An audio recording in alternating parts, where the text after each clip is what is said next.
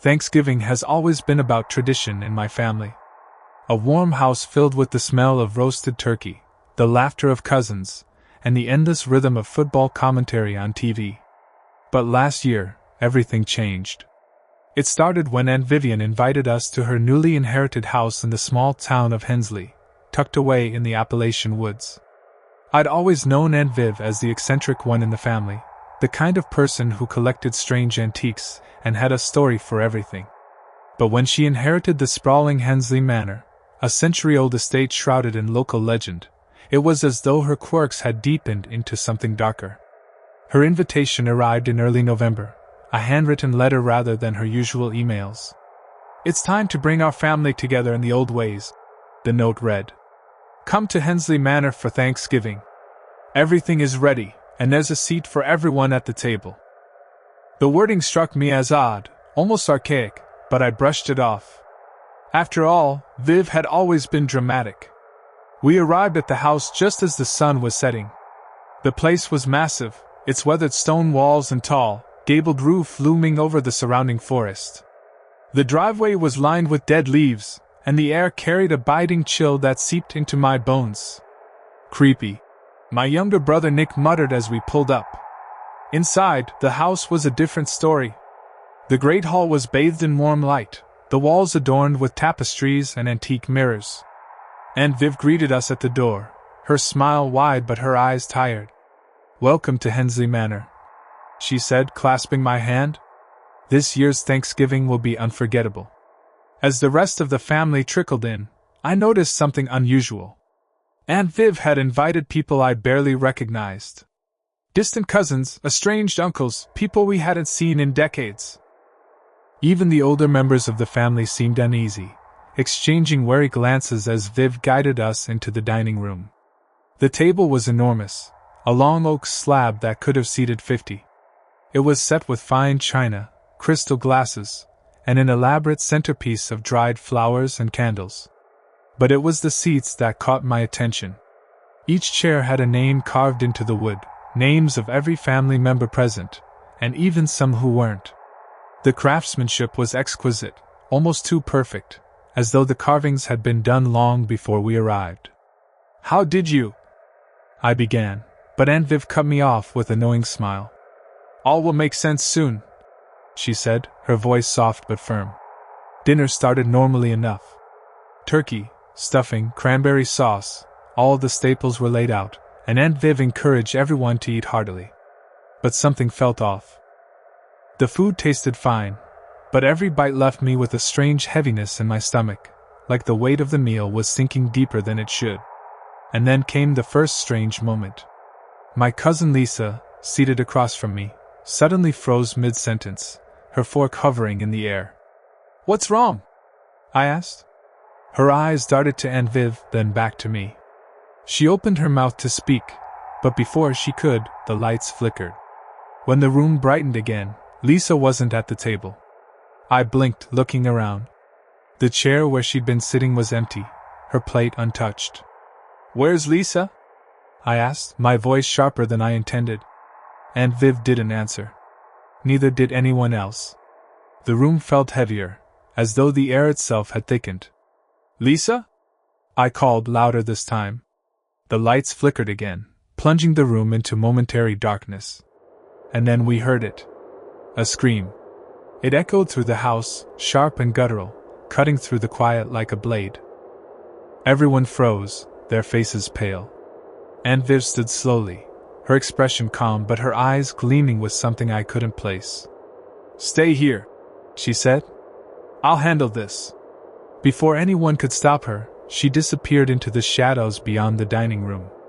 The minutes stretched into what felt like hours. The room was deathly quiet, except for the occasional creak of the house settling. "What the hell is going on?" Nick whispered, his hands gripping the edge of the table. "I don't know," I said, my voice trembling.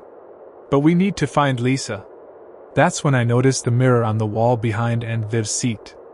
At first, it seemed like an ordinary antique mirror, its silver frame tarnished with age. But as I stared at it, I realized something was wrong. The reflection didn't match the room.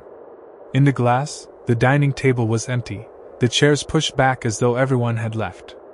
The candles in the centerpiece flickered wildly, their flames unnaturally long and blue. And then I saw her. Lisa. She was standing in the reflection, just beyond the edge of the table. Her face was pale, her eyes wide with terror. Her lips moved silently, as if she was trying to speak. "Lisa!" I shouted, jumping to my feet. The mirror's surface rippled like water, and her image vanished. Before I could process what had happened, the lights flickered again, and a second scream rang out, this time from upstairs. "It's Viv!" my mother whispered, her voice barely audible. I didn't wait for anyone else to act. Grabbing the flashlight from my coat pocket, I bolted from the dining room and up the grand staircase. The hallways were dark and cold, the air heavy with the smell of wax and something metallic. My footsteps echoed unnaturally, as if the house itself were listening. "Vivian?" I called, my voice trembling. A faint noise came from the end of the hall, a wet, shuffling sound that made my stomach turn. I followed it to a door that was slightly ajar. The room beyond was small and cluttered, filled with old furniture and stacks of dusty books. At its center was a trapdoor, its edges marked with strange symbols that looked like they'd been burned into the wood. The shuffling sound was coming from below. I hesitated, every instinct screaming at me to turn back. But then I heard her voice again. "Daniel, please!" It was Claire. And it was coming from beneath the trapdoor. My hand hovered over the handle of the trapdoor, my breath clouding the frigid air. Every fiber of my being screamed at me to turn back, to leave this place and never look back. But then I heard her again. "Daniel, please help me!" It was Claire's voice. Fainter now, almost drowned out by the wet, shuffling sounds coming from below. I gritted my teeth and pulled the trapdoor open. A set of steep, narrow stairs led into the darkness below. The air that rose to meet me was damp and heavy, carrying the smell of rot and something metallic. My flashlight flickered as I pointed it into the abyss, illuminating the worn stone steps and the faint glint of something moving far below. I glanced back toward the hallway, half expecting Aunt Viv or someone else to appear and stop me. But the house was silent, the shadows stretching long and motionless. "Claire!" I whispered, my voice trembling. "I'm coming!" I stepped onto the stairs, the trapdoor creaking shut behind me. The descent felt endless. Each step seemed to echo louder than the last, the sound swallowed by the oppressive darkness. My flashlight barely cut through the gloom, its beam bouncing off slick, damp walls. The shuffling noises grew louder, accompanied by something else, a faint, rhythmic sound, like a heartbeat. As I reached the bottom, the space opened into a vast, low-ceilinged chamber. The walls were lined with ancient carvings, their shapes strange and indecipherable. In the center of the room stood a long stone table, and around it were chairs, each occupied by a still, shadowy figure. At first, I thought they were statues. Their forms were unnaturally rigid, their faces pale and featureless. But then one of them turned its head toward me, its empty eye sockets glinting in the dim light. I froze, my breath catching in my throat. The figure reached out a skeletal hand, its bony fingers curling toward the chair next to it. The seat was empty, but engraved into the backrest was a name. Daniel. I staggered back, nearly dropping the flashlight. The figures around the table began to stir, their heads turning in unison to face me. Their whispers filled the air, overlapping and echoing off the walls. "Join us, join us, join us." I spun around, searching for an exit, but the only way out was the staircase I had come down, and the door at the far end of the chamber. The door was slightly ajar, faint blue light spilling out from the crack. And then I heard it again. "Daniel!" It was Claire's voice, louder this time. I ran toward the door, the whispers rising to a deafening crescendo behind me. The figures didn't move, but their voices followed, seeping into my mind like a fog. The blue light pulsed brighter as I pushed the door open. Inside was a smaller chamber, circular and lined with mirrors. At its center was a pedestal, and on it sat a single, glowing bowl filled with something dark and viscous. Kneeling beside it was Claire. "Claire!" I shouted, rushing to her side. She looked up at me, and for a moment my heart stopped. Her face was pale and gaunt, her eyes glowing faintly with the same blue light that illuminated the room. "Daniel," she said, her voice soft and broken. "You shouldn't have come." I reached for her, but she pulled away, shaking her head. "It's too late. You can't stop it now." "What are you talking about?" I demanded. "What's happening here? What is this place?" She glanced at the bowl, her hands trembling. "It's the feast," she said. "The forest, the shadows, they take us, and they make us part of it. And Viv, she brought them here. She made a deal." Her words hit me like a punch to the gut. "A deal?" I whispered. She nodded, tears streaming down her hollow cheeks. "To bring the family together, to keep the house. But it's not a feast for us, Daniel. It's for them." The whispers outside the door grew louder, more frantic. The figures around the table were stirring now, their skeletal forms rising from their chairs. "Claire, we have to go," I said, grabbing her arm. She shook her head again, her glowing eyes locking onto mine. "You don't understand. They won't let us leave. Not unless someone stays." Her gaze drifted to the bowl, and I followed it, dread filling my chest. The liquid inside seemed to pulse, its surface rippling as though alive. "It's me or you," she said, her voice trembling. "One of us has to take the seat." I couldn't believe what I was hearing. "No. There has to be another way." "There isn't," she said, her voice breaking.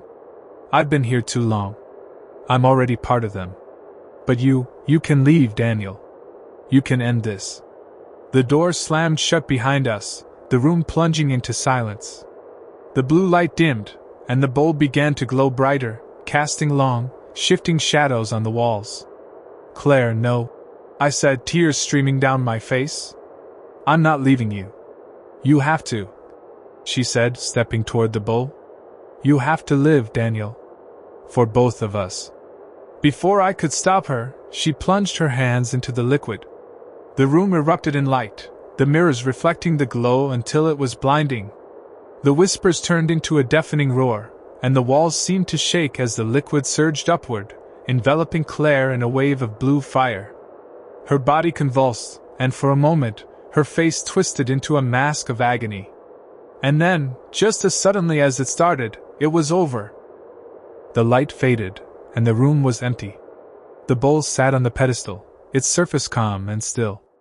The door creaked open, revealing the empty chamber beyond. I stumbled out, my mind reeling. The figures around the table were gone, their chairs empty. The staircase was ahead, and without looking back, I ran. When I emerged from the trapdoor, the house was silent. The dining room was empty, the chairs neatly pushed in, the table spotless. I didn't stop to think. I grabbed my coat and ran out into the cold night, not stopping until I reached my car. As I drove away, I glanced in the rearview mirror, half expecting to see the house looming behind me. But it wasn't there. The driveway was empty, the forest dark and still.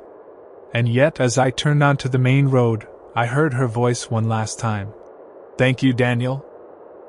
Thanksgiving had always been my favorite holiday.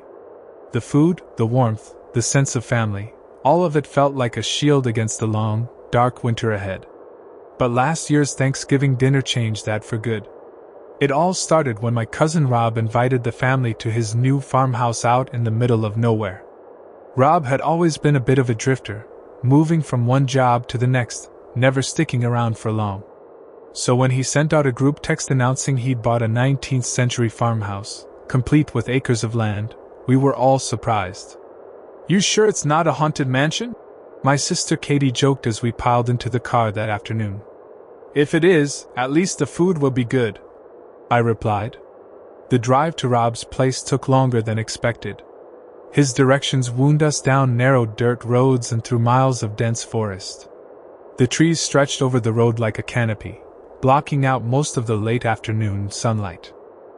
By the time we arrived, the sun was dipping below the horizon, and a thick fog was settling over the fields. The farmhouse stood at the end of a long gravel driveway, its windows glowing with warm, yellow light. From the outside, it looked charming: 2 stories, a wraparound porch, and a weathered barn off to the side. But something about it felt off. The shutters hung crooked, and the porch sagged in places. The air smelled faintly of something metallic, like old blood, and the surrounding woods seemed unnaturally quiet. Rob was waiting for us on the porch, grinning like a man who just won the lottery. "Welcome to the homestead," he said, throwing his arms wide. Inside, the house was a strange mix of cozy and unsettling. The living room was lit by flickering oil lamps, and a fire crackled in the stone hearth. But the furniture looked older than the house itself. Antique chairs with clawed feet, a sofa upholstered in faded velvet. The walls were lined with faded photographs of people I didn't recognize, their expressions stern and joyless. The dining room, however, was breathtaking. The table was enormous, carved from dark wood and polished to a mirror finish. It was set with mismatched plates, crystal glasses, and heavy silver cutlery that gleamed in the lamplight.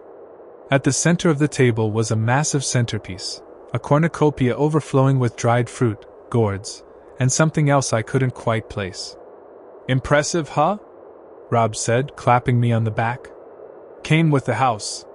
The rest of the family arrived in pairs: my parents, my Uncle Greg, Rob's sister Linda. By the time everyone was seated, the table was packed with food: turkey, stuffing, mashed potatoes, cranberry sauce. It all looked perfect, but as we started to eat, I couldn't shake the feeling that something was wrong. The food tasted different. Not bad exactly, but off. The turkey was too rich, the stuffing too savory. Even the cranberry sauce seemed unnaturally sweet. "Where'd you get all this?" Katie asked, stabbing a fork into her mashed potatoes. "From the land," Rob said, grinning. "This place is fertile as hell. Everything here just grows better. Faster." As dinner went on, the conversation turned to the house itself. "It's been here since the late 1800s, Rob explained, refilling his wine glass. "Built by a family called the Millers. They farmed the land for generations." "What happened to them?" I asked. Rob hesitated, glancing at the window. The fog outside had thickened, pressing against the glass like a living thing. "They just disappeared," he said finally. "The whole family, one Thanksgiving night. Left the table set, food on the plates. Never found a trace of them." The room fell silent. "Way to kill the mood," Katie said, forcing a laugh. "Sorry," Rob said, his grin returning. "Just thought you'd like some local color. It's probably just a ghost story." But something about the way he said it didn't sit right with me. After dinner, Rob brought out dessert. Pies he claimed were made with fruit grown on the property. They were delicious, but as I ate, I started to feel strange. My head felt heavy, my vision blurring at the edges. I looked around the table and saw my family's faces twisting in the flickering lamplight, their laughter echoing strangely. And then, the lights went out. The sudden darkness was suffocating. "Rob?" I called out, my voice trembling. "Probably a breaker," he said, though his voice sounded oddly calm. But before anyone could move, a faint sound drifted through the room, a low, rhythmic thudding, like footsteps. It was coming from upstairs. "Who else is here?" Uncle Greg asked, his voice tight. "No one," Rob said. "It's just us." The thudding grew louder, accompanied by a faint dragging sound. My heart pounded as I grabbed my phone, fumbling for the flashlight. "Stay here," Rob said, standing abruptly. "I'll check it out." "Don't be stupid," Linda said, grabbing his arm. "We should all go." "No," he snapped, his voice sharp. "Stay. It's safer." Before anyone could argue, Rob disappeared into the shadows of the hallway, his footsteps creaking on the stairs. The rest of us sat frozen, the only light coming from the dying fire. The air felt heavier, the metallic smell stronger now. "Something's not right," Katie whispered, gripping my arm. I didn't answer. I was staring at the cornucopia on the table. In the dim light, I could see it more clearly now. What I'd thought were dried fruits and gourds were something else entirely. Bones. Tiny, brittle bones, like they'd come from small animals. Or something worse. Before I could say anything, a scream tore through the house. It was Rob. Rob's scream echoed through the house, sharp and guttural, like nothing I'd ever heard before. The silence that followed was unbearable. No footsteps. No creaking stairs. Just the distant howl of wind pressing against the windows. "Rob?" I shouted, my voice breaking. No response. Katie clutched my arm, her face pale in the flickering light. "We have to leave," she whispered. But before we could move, the sound returned.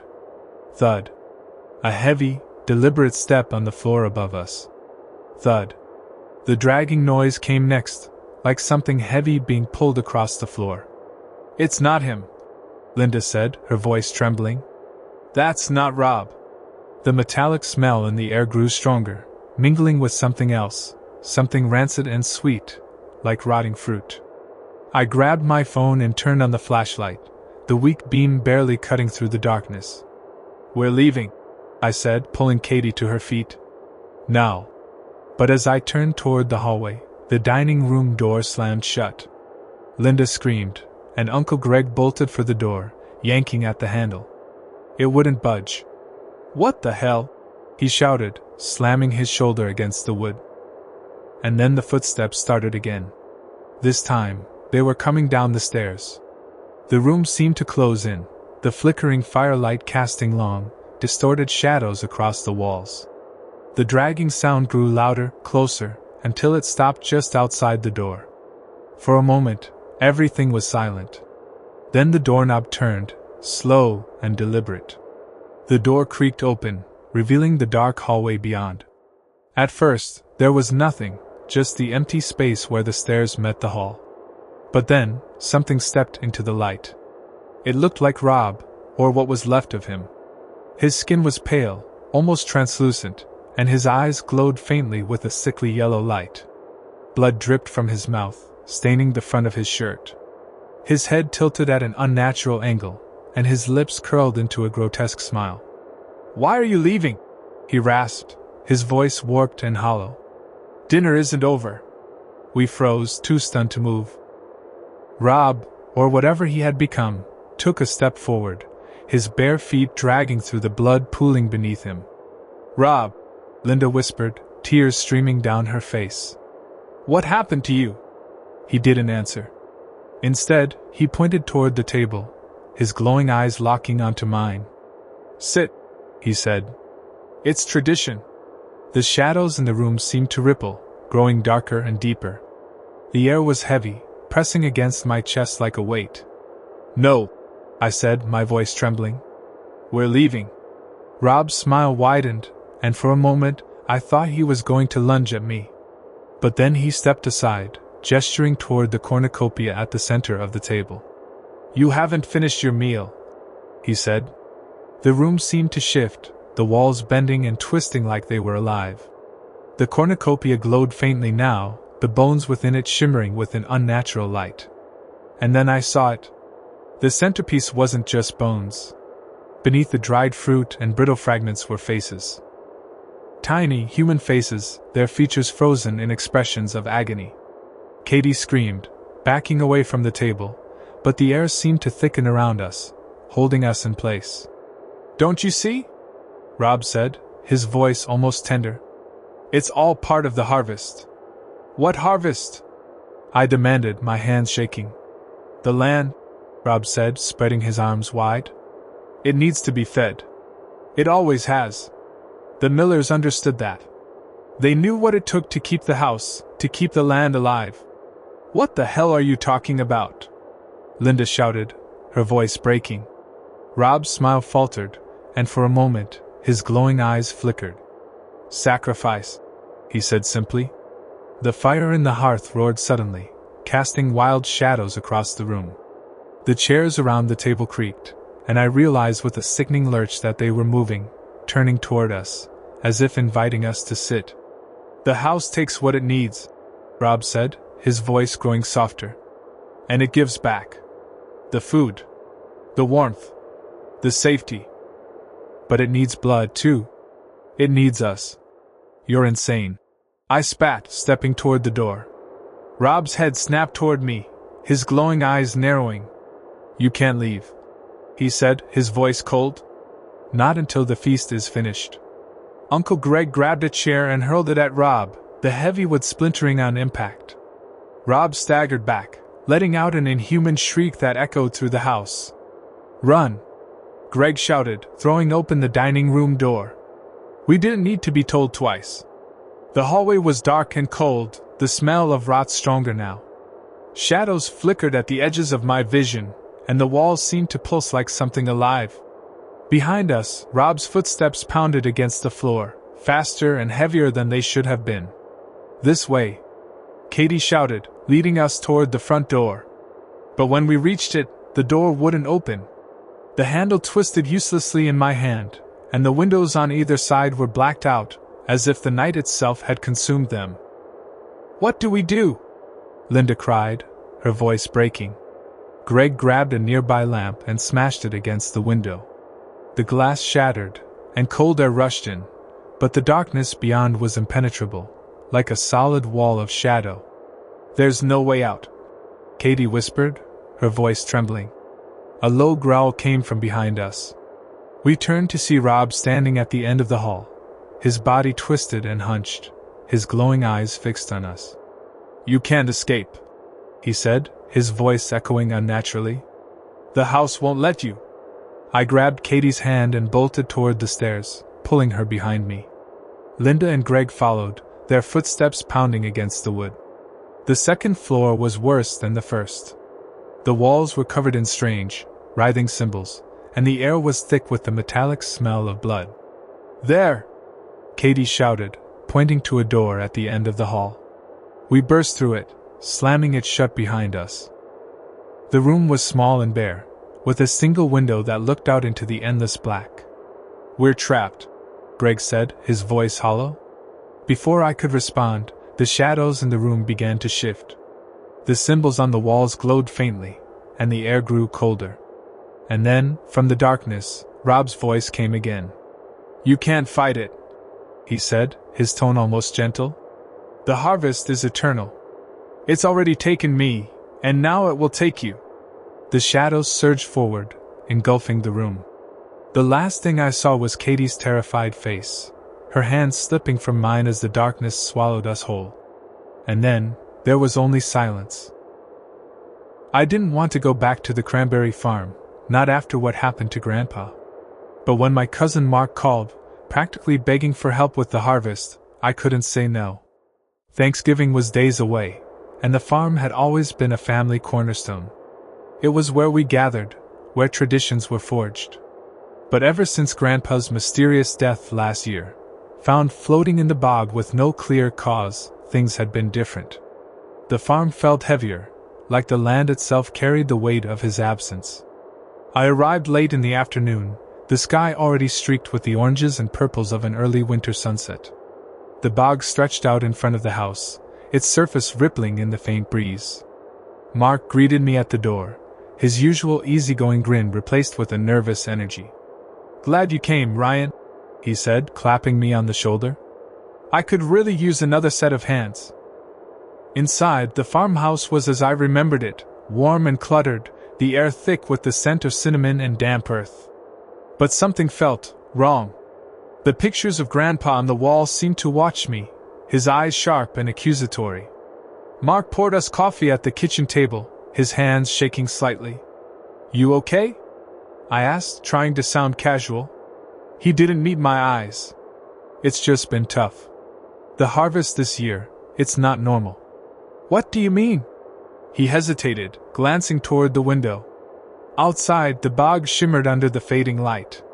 It's the water, he said finally. The berries are coming in darker than they should. Almost black.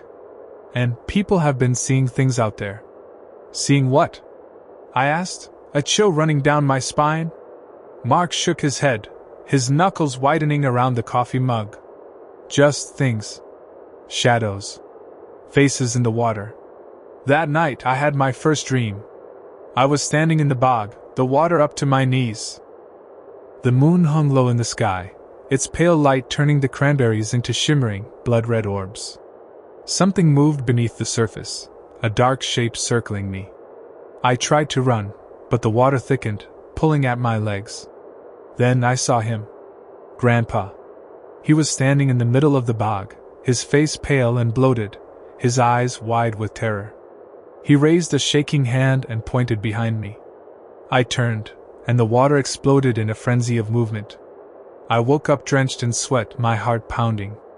The house was quiet, the only sound the faint creak of the wind against the shutters. Mark was already outside by the time I stumbled into the kitchen.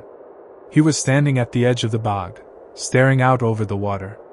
"Rough night?" he asked when I joined him. "You could say that," I muttered. Mark didn't respond. He just kept staring at the water, his face pale. "Do you hear it?" he asked after a long silence. "Hear what?" "The voices," he whispered. I laughed nervously, but Mark didn't join in. His eyes stayed fixed on the bog, his jaw tightening.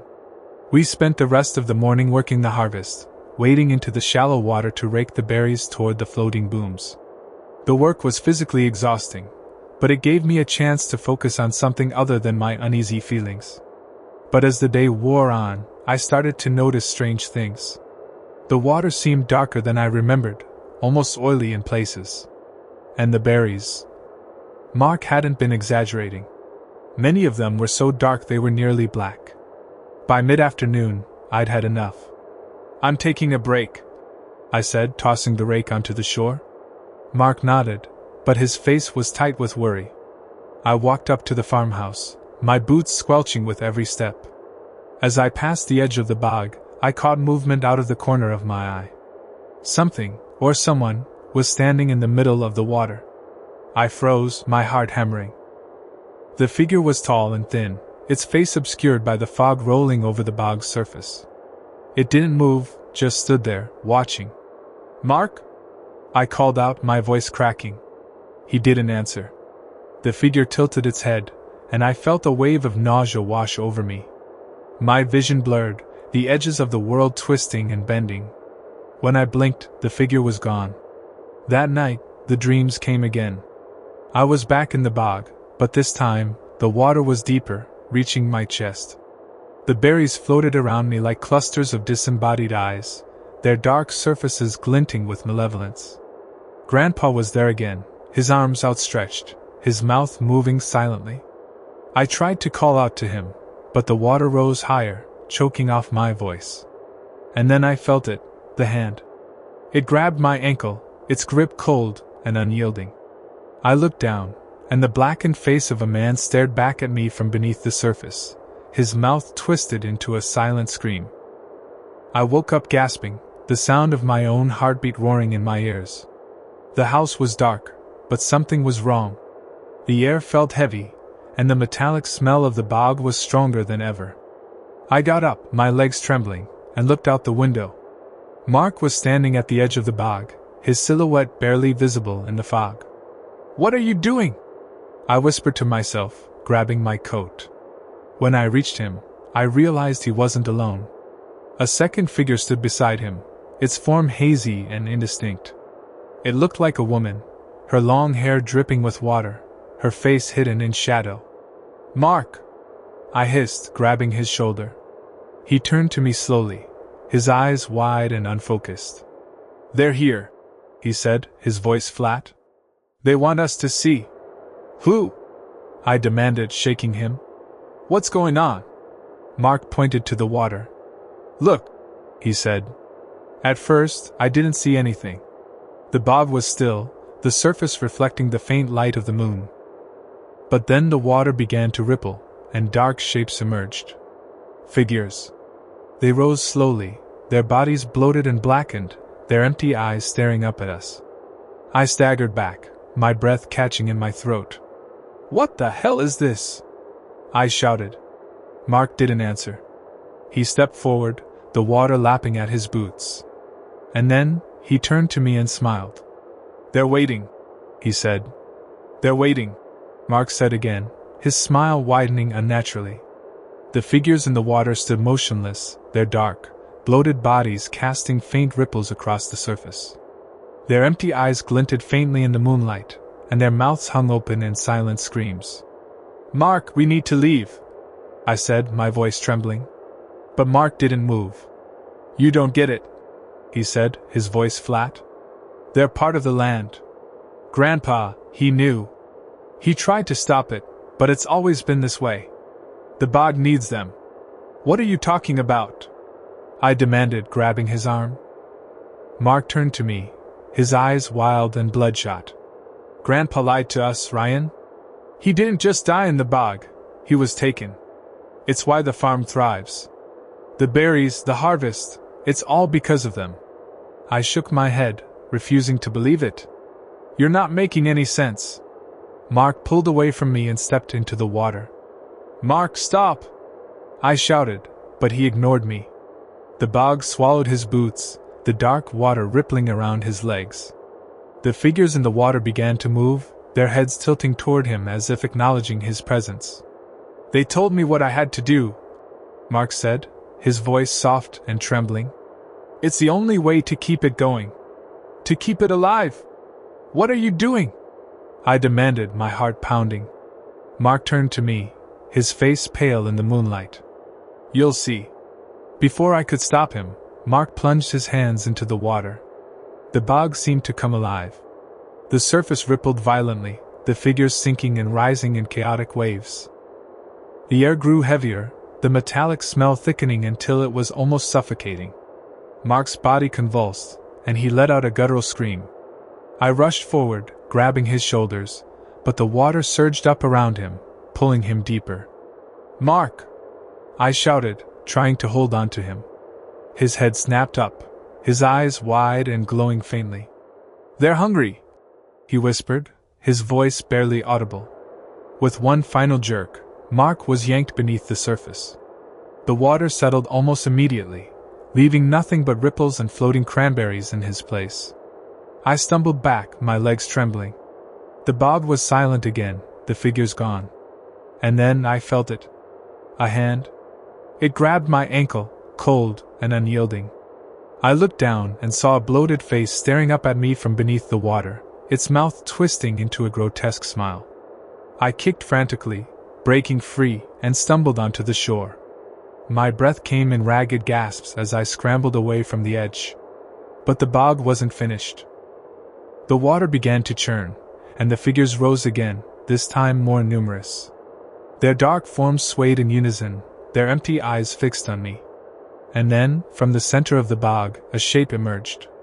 It was massive, its form indistinct and writhing. Tendrils of dark water extended from its body, writhing and twisting like living things. The air around it seemed to shimmer, and a low, guttural sound echoed from deep within its mass. My stomach turned as I realized what I was looking at. The bog itself was alive. The tendrils lashed out, surging toward me. I barely managed to dodge the first one, the ground shaking as it slammed into the shore. I turned and ran, my boots slipping on the wet grass. The farmhouse loomed ahead, its windows glowing faintly. "Help!" I screamed, my voice breaking. But as I reached the porch, I realized something was wrong. The lights inside were flickering, and the air smelled faintly of smoke. I burst through the door and stopped dead in my tracks. The dining room table was set, the plates piled high with food. But the food was wrong, decaying, blackened, and crawling with insects. Sitting at the head of the table was Grandpa. His face was bloated and pale, his eyes glowing faintly like the figures in the bog. He smiled at me, his teeth jagged and blackened. "Welcome home," he said, his voice rasping. My legs felt like they were made of lead as I stumbled backward. "This isn't real," I whispered to myself. "It's not real." Grandpa laughed, the sound deep and hollow. "Oh, it's real, boy. The land demands its share. Always has, always will." The walls of the house began to tremble, the floorboards creaking beneath my feet. "Sit down," Grandpa said, his voice booming. "Join the feast." The table shook violently, and the food on the plates began to writhe, transforming into dark, shapeless masses. The shadows in the room stretched and twisted, forming figures that loomed over me. I turned and ran, my body moving on pure instinct. The walls of the house seemed to close in, the hallway stretching endlessly as I sprinted toward the door. When I finally burst outside, the bog was waiting. The figures stood at the edge of the water, their eyes glowing faintly in the darkness. The massive shape in the center of the bog loomed larger now, its tendrils extending toward the house. There was nowhere to go. I collapsed to my knees, my breath coming in ragged gasps. The figures moved closer, their whispers filling the air. "You belong to us," they said in unison, their voices overlapping. The last thing I saw was the water surging toward me, pulling me into its depths. The cold was unbearable, the darkness consuming everything. And then, there was nothing. When the sheriff found the farmhouse 2 days later, it was empty. No sign of Mark, no sign of me. Just the bog, dark and still, its surface dotted with floating cranberries. And in the center of the dining room table sat a single plate, piled high with berries darker than night.